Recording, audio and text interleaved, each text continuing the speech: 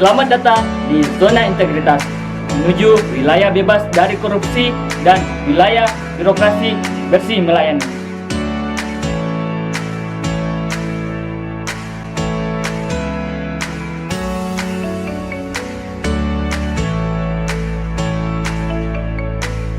Dalam rangka meningkatkan pelayanan kepada masyarakat, Lembaga Pembinaan Khusus Anak Kelas 2 Mamuju berkomitmen untuk membangun zona integritas menuju wilayah bebas dari korupsi dan wilayah birokrasi bersih dan melayani.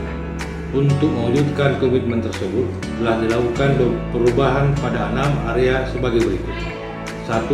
Manajemen perubahan. 2. Penataan tata laksana. 3. Sistem manajemen sumber daya manusia. 4. Penguatan akuntabilitas kinerja. 5. Penguatan pengawasan. Dan 6. Penguatan kualitas pelayanan publik. Dalam pelaksanaan pembangunan zona integritas, Lembaga Pembinaan Khusus Anak Kelas 2 Mamuju telah melakukan 6 area perubahan.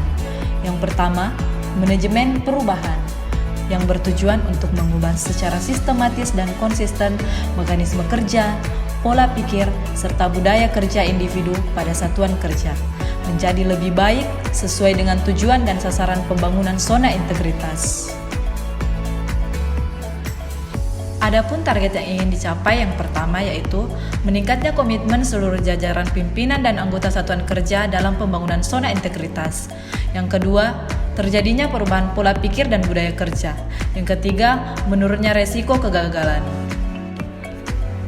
Dalam area manajemen perubahan, kami telah melakukan pembentukan tim pembangunan zona integritas yang anggotanya dipilih melalui prosedur atau mekanisme yang jelas. Dalam area manajemen perubahan juga terdapat dokumen rencana kerja pembangunan zona integritas yang terdapat target-target prioritas yang relevan. Dalam area manajemen perubahan juga dilakukan pemantauan dan evaluasi pembangunan serta perubahan pola pikir dan budaya kerja. Area perubahan yang kedua yaitu penataan tata laksana, yang bertujuan untuk meningkatkan efisiensi dan efektivitas sistem, proses, dan prosedur kerja yang jelas, efektif, efisien, dan terukur pada zona integritas. Adapun target yang ingin dicapai yaitu meningkatnya penggunaan teknologi informasi, meningkatnya efisiensi dan efektivitas proses manajemen, dan meningkatnya kinerja. Dalam area perubahan penataan tata laksana, kami telah menetapkan prosedur operasional tetap atau SOP kegiatan utama, e-office, dan keterbukaan informasi publik. Area perubahan yang ketiga yaitu penataan sistem manajemen SDM, yang bertujuan untuk meningkatkan profesionalisme SDM. Adapun target yang ingin dicapai yaitu meningkatkan ketaatan terhadap pengelolaan SDM, meningkatnya transparansi dan akuntabilitas, meningkatnya disiplin SDM, meningkatnya efektivitas manajemen SDM, dan meningkatnya profesionalisme SDM. Dalam area perubahan penataan sistem manajemen SDM, kami telah melakukan beberapa hal yaitu perencanaan kebutuhan pegawai sesuai dengan kebutuhan organisasi, pola mutasi internal, pengembangan pegawai berbasis kompetensi, penetapan kinerja individu, penegakan aturan disiplin atau kode etik atau kode perilaku pegawai, dan yang terakhir sistem informasi kepegawaian. Area perubahan yang keempat yaitu penguatan akuntabilitas, yang bertujuan untuk meningkatkan kapasitas dan akuntabilitas kinerja. Adapun target yang ingin dicapai yaitu meningkatnya kinerja instansi pemerintah dan meningkatnya akuntabilitas instansi pemerintah. Dalam area perubahan akuntabilitas, pimpinan secara langsung terlibat dalam penyusunan perencanaan dan penetapan kinerja. Dan dalam pencapaian kinerja, pimpinan juga selalu memantau dan melaksanakan rapat pemantauan pencapaian kinerja setiap bulannya.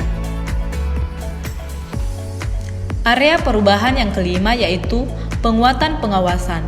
Penguatan pengawasan bertujuan untuk meningkatkan penyelenggaraan organisasi yang bersih dan bebas dari KKN.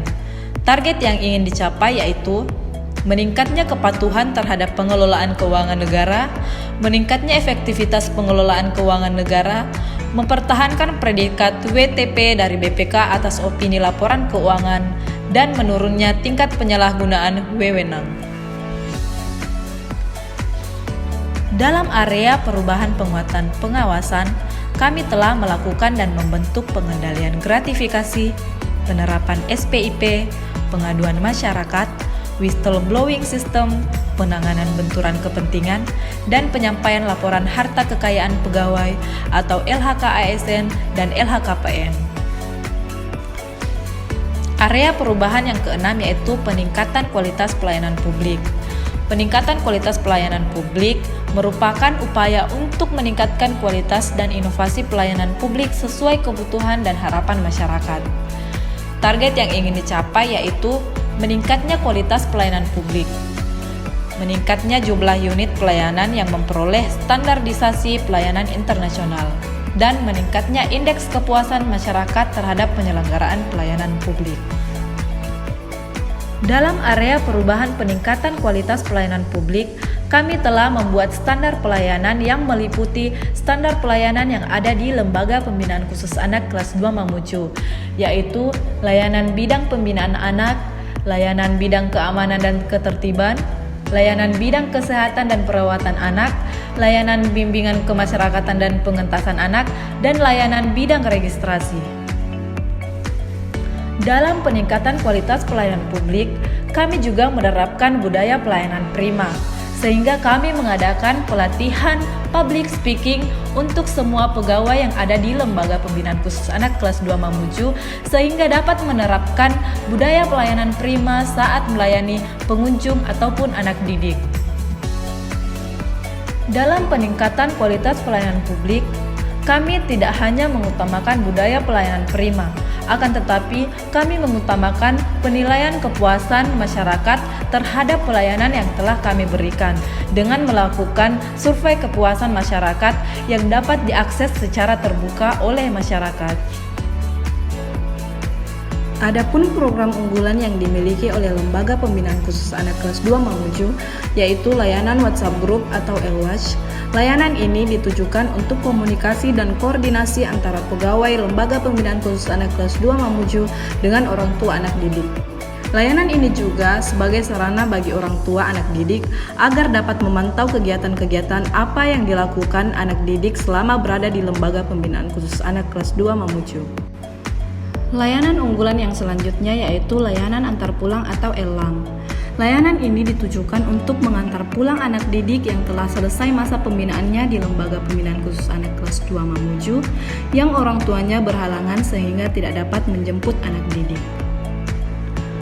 Kedua layanan inilah yang kami unggulkan di Lembaga Pembinaan Khusus Anak kelas 2 Mamuju sebagai bentuk pelayanan kami.